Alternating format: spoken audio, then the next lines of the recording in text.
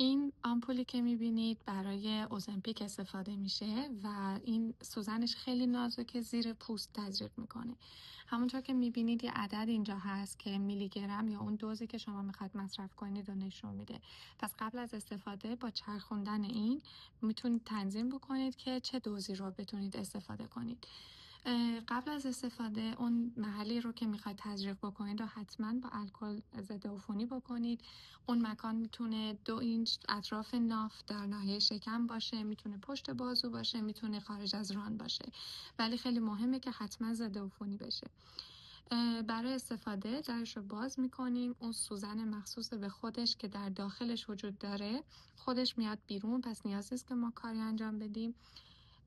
بعد از اینکه اون دوزی که ما میخوایم رو مشخص کردیم، پوست شکم یا حالا اون قسمت رو یه کمی میگیریم و بعد فشار میدیم دکمه رو. انقدر صبر میکنیم که یه تق رو بشنویم و بعدش کار ما تمومه و اینو میتونیم بذاریم توی یخچال برای مصرف بعدی.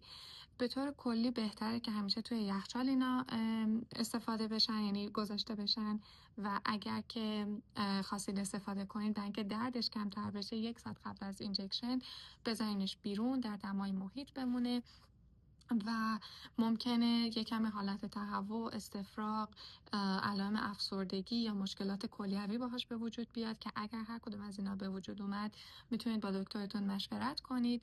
فقط در صورت اینکه دل درد خیلی شدید یا حالت افسردگی خیلی شدید به وجود اومد حتما به دکترتون مراجعه کنید و ممکنه که نیاز باشه دوزتون رو تغییر بدید. و اینکه اگر که دوز رو از دست دادید، انجام ندادید و بیشتر از 5 روز از اون دوز گذشته بود، دیگه ولش بکنید تا برید سر دوز بعدی و هیچ وقت 2 تا دوز رو بلافاصله پشت سر هم استفاده نکنید، چون میتونه عوارض دارو رو خیلی زیاد بکنه.